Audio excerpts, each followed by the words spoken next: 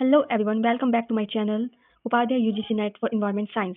Here we will cover topics related to environment science. All these topics covered here are very important from exam point of view.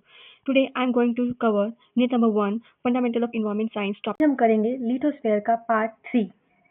हमने part 1 और part 2 में lithosphere के ये सारे topics को cover किया है। Composition of lithosphere, soil layer, water and air in soil, water logging, soil colloids, organic और इनऑर्गेनिक कंपोनेंट इन सोयल। यहाँ तक हमने पार्ट 1 और 2 में कंप्लीट कर लिया है। आज हम acid base ion and ion exchange reaction in soil पढ़ेंगे और माइक्रो और मैक्रो न्यूट्रिएंट्स के बारे में पढ़ेंगे। तो लेट्स स्टार्ट। देखिए, आयन एक्सचेंज के बारे में पहले पढ़ते हैं, एसिड और बेस के बारे में उसके बाद में पढ़ेंगे।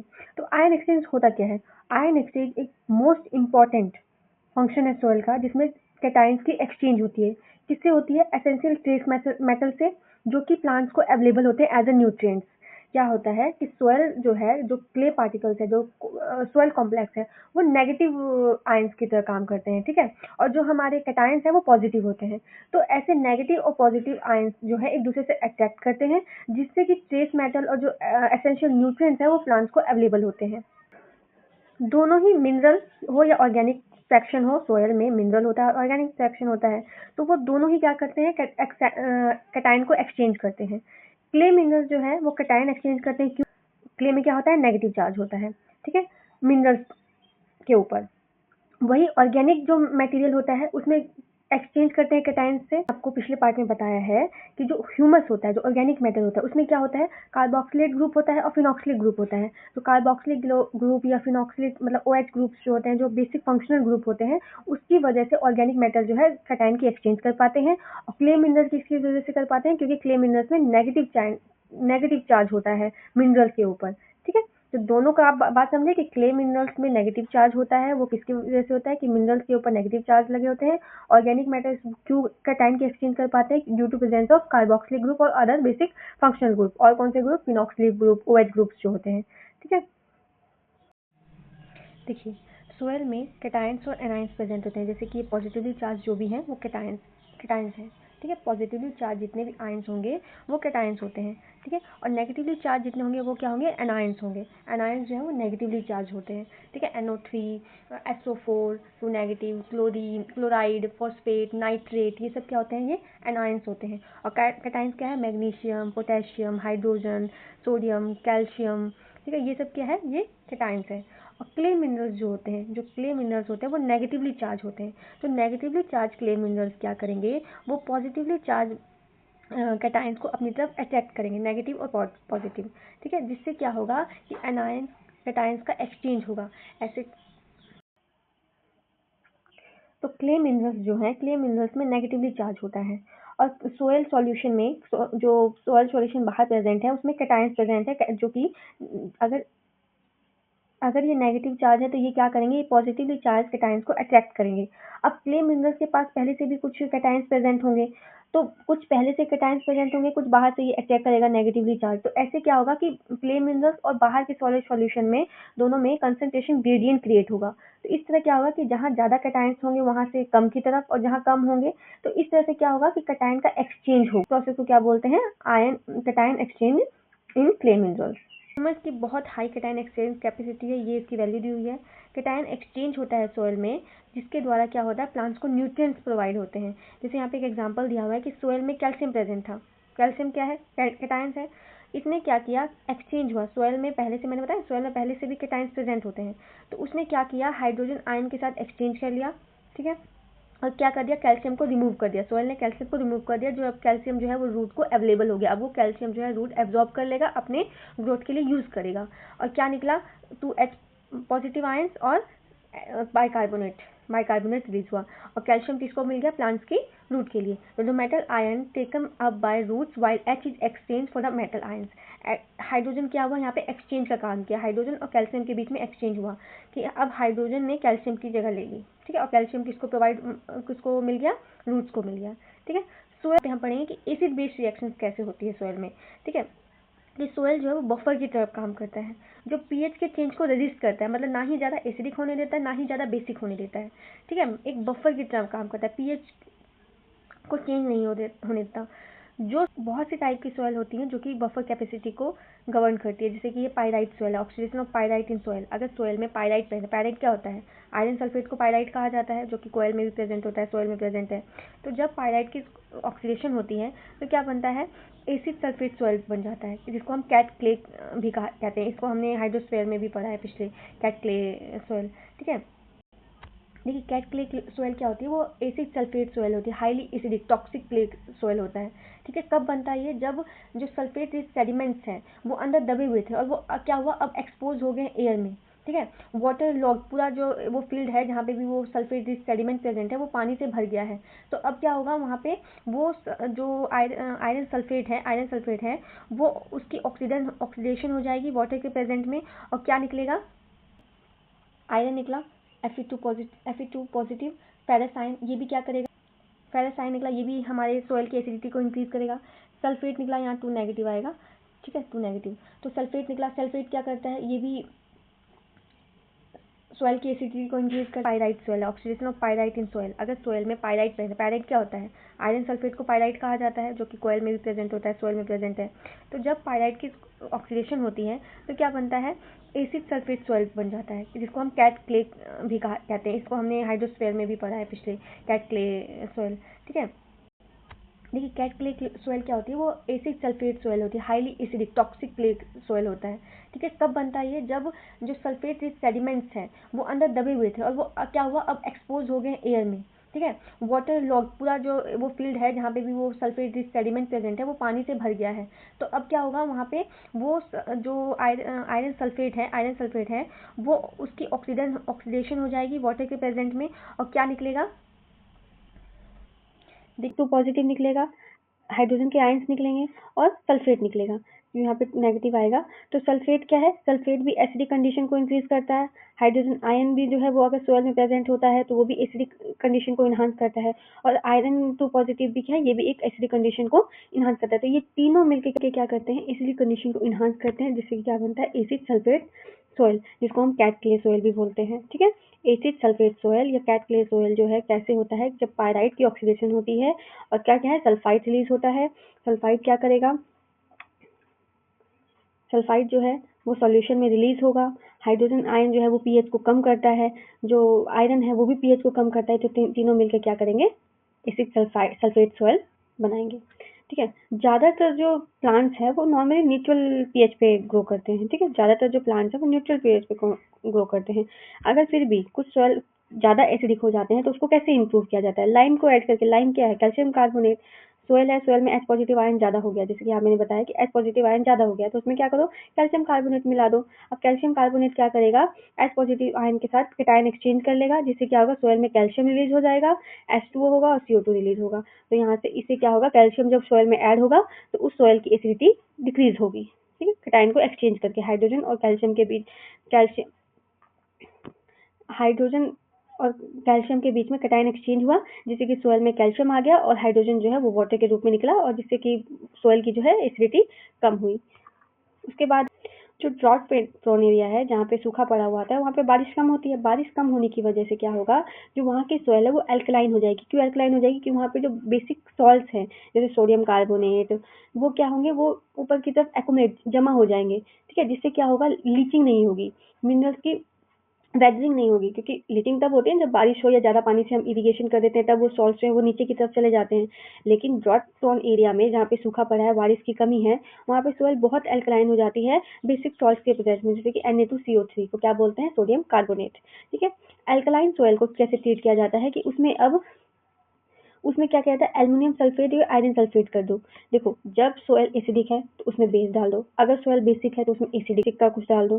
ठीक है, तो यहाँ पे क्या है, सोयल जो है अल्कलाइन है, अल्कलाइन मतलब बेसिक है। बेसिक है तो अब इसमें क्या डालेगा, ये एसिडिक जो ये दोनों के साथ ट्रीट किया कर दिया जाता है, एल्युमिनियम सल्फेट और आयरन सल्फेट, इनको बोला जाता है एल्युमिनियम सल्फेट और आयरन सल्फेट। ठीक है, जिससे क्या होता है कि एसिड जो है वो हाइड्रोलाइज होता है with set free acid on hydrolysation. देखो क्या था, इनकी हाइड्रोलिसिस कर दी जाती है। एल्युमिनियम सल्फेट और आयरन सल्फेट की हाइड्रोलिसिस की जाती है। हाइड्रोलिसिस करने से क्या होगा कि इसमें जो है एसिडिक कंडीशन क्रिएट होगा। जैसे कि ये दोनों मिला के क्या बनाएगा, आयरन सल्फेट। आयरन सल्फेट की हाइड्रोलिसिस की वाटर के प्रेजेंस में क्या निकला, आयरन हाइड्रोक्साइड निकला। तो आयरन हाइड्रोक्साइड निकला और इसमें से एच आयन जो है वो अलग हो गए। तो ये अब सॉइल के आयरन हाइड्रोक्साइड क्या करता है, वो पीएच को रिड्यूस करता है, मतलब पीएच कम करता है। अल्कलाइन होने की वजह से पीएच जो है वो 10-11 ऐसे चली जाती है और ये रिएक्शन करने से जो पीएच है वो नीचे आता है, लो होता है। ठीक है, ऐसे ट्रीट किया जाता है अल्कलाइन सॉइल को।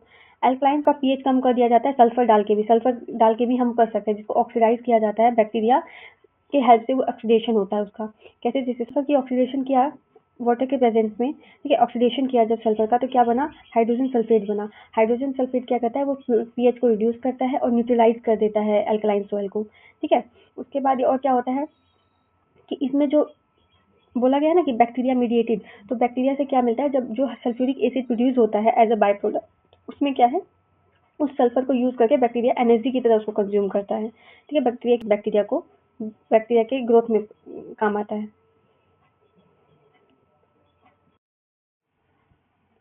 देखिए, जो एसिडिक सॉइल है, जिसका जिसका पीएच कम होता है, लो पीएच होता है, ठीक है, उस पे high concentration of H positive ions होंगे। High concentration of H positive ion होगा जिस भी सॉइल का पीएच कम होगा।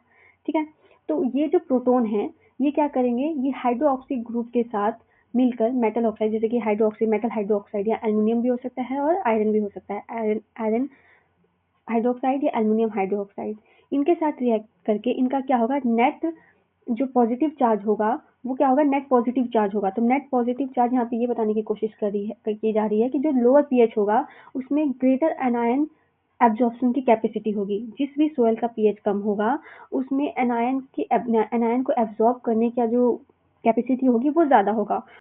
ठीक है, जिस भी सोयल का पीएच हाई होगा उसकी जो कैटायन एक्सचेंज कैपेसिटी है वो ज़्यादा होगी, एनायन एक्सचेंज कैपेसिटी कम हो जाएगी। मतलब कि ऐसे याद रख लीजिए आप, पीएच मतलब कि एसिडिक सॉइल, तो एनायन एक्सचेंज कैपेसिटी हाई। ठीक है, हाई पीएच मतलब कि बेसिक, तो क्या होगा, cation exchange capacity high, anion exchange capacity low. ठीक है, और इसकी कैटायन एक्सचेंज कैपेसिटी क्या होगी, लो होगी। ये बात आप याद रख लीजिए। ठीक है, ये low pH, high anion capacity, high pH, high cation exchange capacity. ठीक है, होप आपको ये तक समझ आया हो। अब हम पढ़ेंगे माइक्रो एंड मैक्रो न्यूट्रिएंट्स। देखिए, यहाँ पे कुछ माइक्रो न्यूट्रिएंट्स दिए हुए। माइक्रो न्यूट्रिएंट्स क्या होते हैं, जिसमें न्यूट्रिएंट्स का अमाउंट लेस देन 0.0 माइक्रोग्राम पर ग्राम हो। ठीक है, जिस भी सोयल में न्यूट्रिएंट्स का अमाउंट लेस देन 0.0 1 mg पर ग्राम हो, तो उसको हम क्या बोलते हैं, माइक्रो न्यूट्रिएंट्स। कौन कौन से हैं, boron, chlorine, sodium, copper, iron, magnesium, zinc, वेडियम, मोलिब्डेनम, निकल, ये सब क्या है, ये माइक्रो न्यूट्रिएंट्स है। ये जो एलिमेंट्स हैं ये ट्रेस लेवल पे पाए जाते हैं, मतलब बहुत ही कम अमाउंट में पाए जाते हैं। अगर ये ज़्यादा अमाउंट में मिलते हैं तो ये टॉक्सिक इफेक्ट कॉज करते हैं। इनको कम अमाउंट में ही प्रेजेंट हो तो वैल्यूएबल है, अगर ये एक लेवल से ऊपर चले जाएंगे तो वो टॉक्सिक इफेक्ट कॉज करेंगे। ठीक है, chlorine, manganese, iron, zinc, vanadium, ये सब क्या है, ये सब जो एसेंशियल एंजाइम्स की तरह काम करते हैं। ये जो है क्रिटिकल रोल प्ले करते हैं फिजियोलॉजिकल प्रोसेस जैसे कि फोटोसिंथेसिस और रेस्पिरेशन में। ये सारे जो याद कर लीजिए, chlorine, manganese, iron, zinc, vanadium, ये सब जो है ये एसेंशियल एंजाइम्स की तरह काम करते हैं। ये प्लांट्स के क्रिटिकल रोल जो है फिजियोलॉजिकल प्रोसेस जैसे कि फोटोसिंथेसिस और रेस्पिरेशन में हेल्प करते हैं ये सब न्यूट्रिएंट्स। अब हम पढ़ेंगे माइक्रो न्यूट्रिएंट्स के बारे में। ठीक है, माइक्रो न्यूट्रिएंट्स कौन कौन से हैं, carbon, hydrogen, oxygen, nitrogen, phosphorus, sulphur, potassium, calcium, magnesium, ये सब क्या है, ये माइक्रो न्यूट्रिएंट्स हैं। अब इनमें से जो कार्बन, हाइड्रोजन और ऑक्सीजन जो है ये कहाँ से आता है, ये एटमॉस्फेयर से आता है। नाइट्रोजन कहाँ से आता है, ये प्लांट कहाँ से लेते हैं नाइट्रोजन, एटमॉस्फेयर से। कुछ प्लांट्स डायरेक्टली ले लेते हैं। कुछ माइक्रो न्यूट्रिएंट्स जो है वो फास्फोरस और पोटेशियम जो है वो कहाँ से आता है, फर्टिलाइजर के थ्रू ऐड होता है। तो यहाँ पे यही बताया गया है कि ये सब माइक्रो न्यूट्रिएंट्स हैं। इनमें से जो कार्बन, हाइड्रोजन, ऑक्सीजन जो है ये डायरेक्टली वाटर सोर्स या एटमॉस्फेयर से आता है। नाइट्रोजन जो है वो कुछ प्लांट एटमॉस्फेयर से डायरेक्टली ले लेते हैं जैसे कि हमने पढ़ा था कि नाइट्रोजन को नाइट्राइट में नाइट्रेट में कन्वर्ट करके नाइट्रेट जो है वो प्लांट कंज्यूम करता है। तो उसके बाद जो कुछ फास्फोरस और पोटेशियम है, ये कहाँ से आता है? ये फर्टिलाइजर के थ्रू सोयल में ऐड होता है। अब कैल्शियम की डेफिशिएंसी कैसे होती है प्लांट्स में, इसके बारे में पढ़ेंगे कि कैल्शियम और मैग्नीशियम की डेफिशिएंसी कैसे होती है। Calcium deficiency in soil is due to calcium uptake by plants.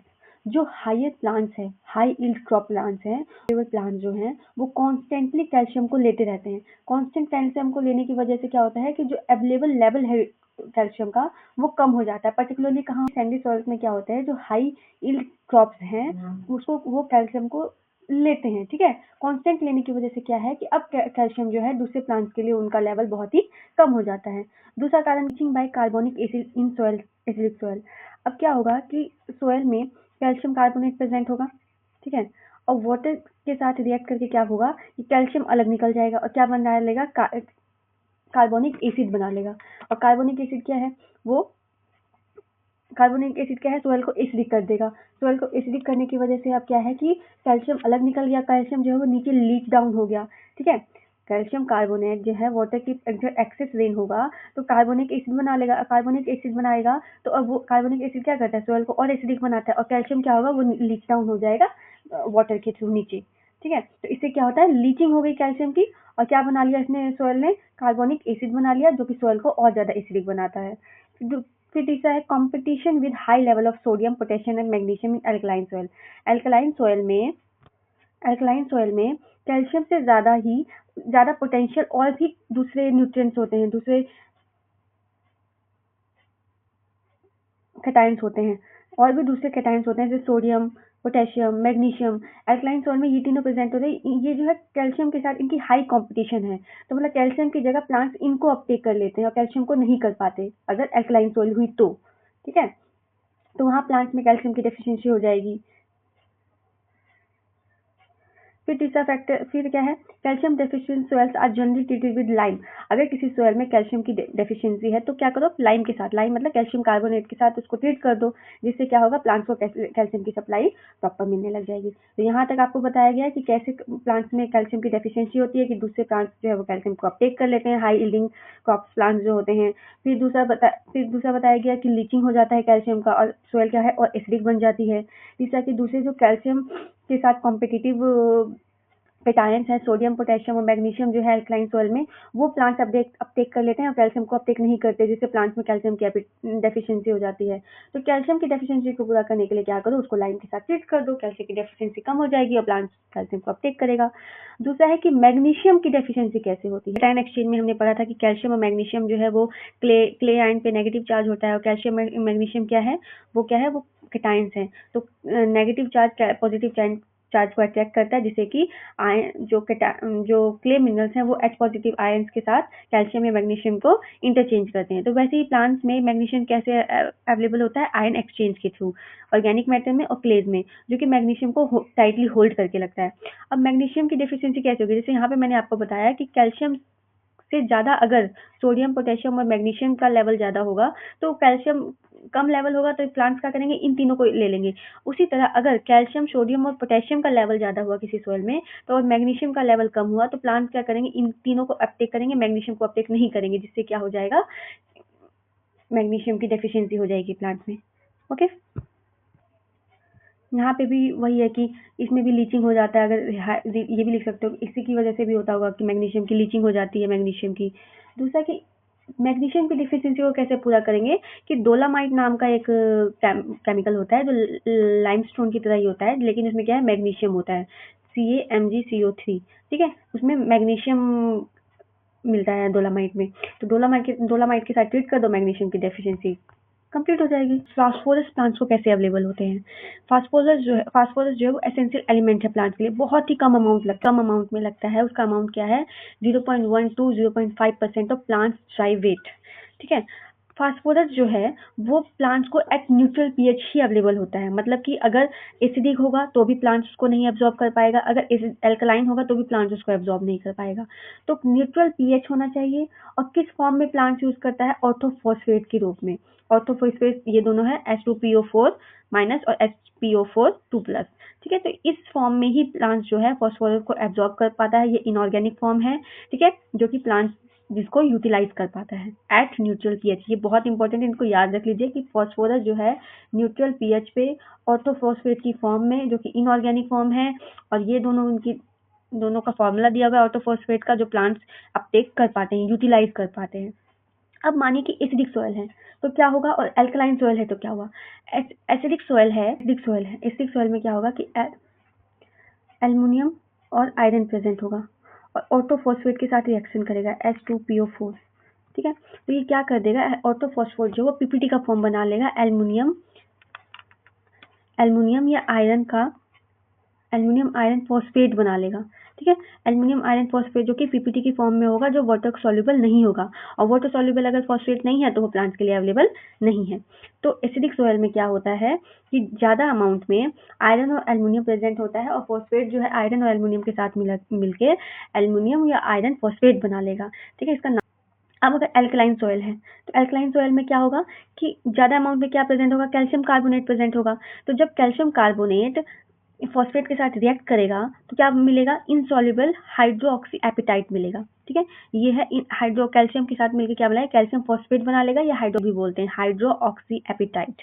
ठीक है, इसको कैल्शियम फॉस्फेट भी बोल सकते हैं, और इसको क्या बोला जाता है, हाइड्रोक्सी एपिटाइट। एल्कलाइन सॉइल में तो आपको यहाँ ये याद रखना है कि न्यूट्रल पीएच पे ऑर्थोफॉस्फेट प्लांट यूज करता है। एल्कलाइन सॉइल में क्या बनाता है, हाइड्रोक्सी एपिटाइट, नहीं तो इसको कैल्शियम फॉस्फेट भी बोल सकते हैं, जो कि प्रेसिपिटेट पीपीटी की फॉर्म में बनता है और वाटर सॉल्युबल नहीं है। ये भी इनसॉल्युबल, ये भी इनसॉल्युबल, जिसके रिजल्ट से क्या होता है, प्लांट्स जो है बहुत ही लिटिल फॉस्फोरस हमें फर्टिलाइजर के थ्रू ऐड करना पड़ता है। ठीक है, फर्टिलाइजर के थ्रू हमें फॉस्फेट फर्टिलाइजर ऐड करना पड़ता है, जिससे कि प्लांट्स को फॉस्फोरस अवेलेबल हो पाए। अब आपको ये फॉस्फोरस पूरा समझ आया होगा। अब हम चलते हैं पोटेशियम पे। जो है पोटेशियम माइक्रोन्यूट्रिएंट्स नहीं, ये मैक्रोन्यूट्रिएंट्स था। जो हमने ऊपर फॉस्फोरस पढ़ा, ये फॉस्फोरस माइक्रोन्यूट्रिएंट्स हैं, और पोटेशियम जो है वो मैक्रोन्यूट्रिएंट्स, मतलब हाई लेवल में प्लांट्स को चाहिए इसको। ठीक है, पोटेशियम जो है वो कुछ एंजाइम्स को एक्टिवेट करता है, और वाटर बैलेंस में, प्लांट्स के वाटर बैलेंस करने में, और कुछ कार्बोहाइड्रेट को ट्रांसफॉर्म करने में भी हेल्प करता है। ठीक है, तो वाटर बैलेंस में क्या कैसे हेल्प करता है ये जो है प्लांट स्टोमेटल ओपनिंग होती है, जिससे plant water excess water plant बाहर निकालता है, तो उसमें उसको रेगुलेट करता है, जिससे क्या होता है कि वाटर की जो एफिशिएंसी है वो इंक्रीज हो जाती है। पोटेशियम करता है ये काम, विल्टिंग को रिड्यूस करता है। Increase water use efficiency and reduce wilting, जिससे क्या है कि प्लांट की जो वाटर बैलेंस है उसको मेंटेन करता है। दूसरा कि ये कार्बोहाइड्रेट को ट्रांसफॉर्मेशन और प्रोटीन की सप्लाई में भी बहुत हेल्प करता है, प्रोटीन सिंथेसिस में भी बहुत हेल्प करता है, क्योंकि एंजाइम्स को एक्टिवेट करता है। एंजाइम एक्टिवेट होगा तो कार्बोहाइड्रेट्स का ट्रांसफॉर्मेशन और प्रोटीन की सिंथेसिस जो है वो बहुत अच्छे तरीके से होगी। ये कौन करता है, ये भी पोटेशियम ही करता है। प्लांट्स की बात हो रही है, प्लांट्स में पोटेशियम इतने काम करता है। ठीक है, पोटेशियम जो है अर्थ क्रस्ट में बहुत है। ठीक है, लेकिन सारा ही जो पोटेशियम वो प्लांट्स को लिए एक्सेसिबल नहीं है। ठीक है, सिर्फ वही पोटेशियम एक्सेसिबल है जो कि वाटर सॉल्युबल है।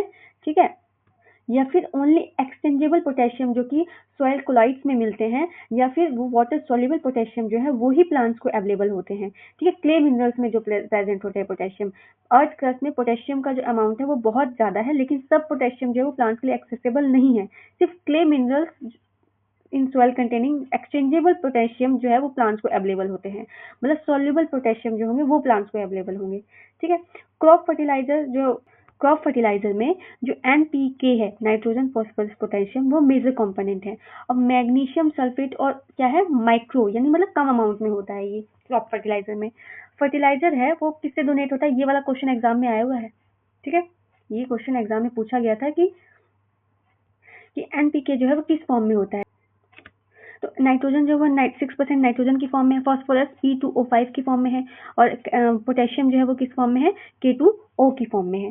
तो ये फॉर्म पूछे गए थे कि नाइट्रोजन, फॉस्फोरस और पोटेशियम जो है किस फॉर्म में पाया जाता है, तो आपको याद रखना होगा, और परसेंटेज भी याद रख लें कि 6, 12 और 8%। और बात हुई कि एल्युमिनियम की, एल्युमिनियम कैसे प्लांट्स के लिए टॉक्सिक है या टॉक्सिक नहीं है। तो एल्युमिनियम जो है एल्कलाइन और न्यूट्रल पीएच पे, अगर किसी भी सॉइल का पीएच एल्कलाइन या न्यूट्रल है तो वहाँ पे वो टॉक्सिक नहीं है। क्यों, क्योंकि अल्कलाइन और न्यूट्रल पीएच में वो क्या बना लेगा, इनसॉल्युबल एल्युमिनियम हाइड्रोक्साइड बना लेगा। तो इनसॉल्युबल हाइड्रोक्साइड बना लेगा, तो ये न्यूट्रल और अल्कलाइन पीएच में टॉक्सिक का काम नहीं करता। लेकिन वही अगर सॉइल एसिडिक सॉइल में ये क्या करता है, ये फोटोटॉक्सिक एजेंट्स हैं। क्या होता है यहाँ पे कि जब एसिडिक सोयल है तो पीएच क्या होगा, लेस देन 5 होगा, तो वहाँ पे एल्युमिनियम जो है वो रिलीज हो जाएगा और कन्वर्ट हो जाएगा सॉल्युबल, मतलब पानी के साथ ये सॉल्युबल हो जाएगा एल्युमिनियम, और हाईली टॉक्सिक एल्युमिनियम 3 आयंस बना लेगा, ट्राइवेलेंट आयन। एल्युमिनियम का ट्राइवेलेंट आयन जो है वो और ज़्यादा पानी में सॉल्युबल होने की वजह से प्लांट सॉइल को क्या कर देगा, टॉक्सिक कर देगा। ठीक है, तो यहाँ बस आपको यही याद रखना है कि एल्युमिनियम ट्राइवेलेंट आयन जो है एसिडिक सॉइल में अगर होगा और ज़्यादा तो वो फाइटोटॉक्सिक एजेंट है, मतलब टॉक्सिक सॉइल में। और एल्युमिनियम अगर वही अल्कलाइन और न्यूट्रल सॉइल में है तो वहाँ पे एल्युमिनियम हाइड्रोक्साइड बना लेता है जो कि इनसॉल्युबल फॉर्म में रहता है, और ये एसिडिक सॉइल में ये सॉल्युबल फॉर्म में रहता है। ठीक है, तो but become toxic to plants acidic soil that liberate soluble aluminium trivalent aluminium ions. तो हमने आज यहाँ पर कंप्लीट कर लिया कि कैसे प्लांट्स जो है पोटेशियम, एल्युमिनियम, फास्फोरस को कंज्यूम करता है। ठीक है, एल्युमिनियम कैसे प्लांट्स के लिए टॉक्सिक है, किस पीएच पे टॉक्सिक नहीं है। हमने कैल्शियम मैग्नीशियम की डिफिशिएंसी, मैक्रो न्यूट्रिएंट्स पढ़ लिया। ठीक है, होप आपको यहाँ तक समझ आया हो। अगर आपको कुछ भी नहीं समझ आया तो please feel free to ask in comment box. Thank you so much. Please like, share and subscribe my video. Thank you.